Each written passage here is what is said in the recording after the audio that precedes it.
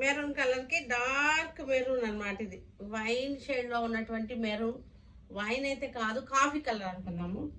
Coffee కూడా చాలా బాగుంది. కాఫీ మెరూన్ కలిసిన కలర్ చాలా బాగుంది. దీనికి బ్లౌజ్ వచ్చేసరికి కాంట్రాస్ట్లో ఇది వచ్చేసింది, చక్కగా ఉంది. పళ్ళు కూడా చూసారా, చాలా బ్యూటిఫుల్గా ఉంది. చక్కటి డార్క్ ఆనియన్ పింక్, ఇది డార్క్ ఆనియన్ పింక్. పళ్ళు, బ్లౌజ్ వైలెట్ కలర్.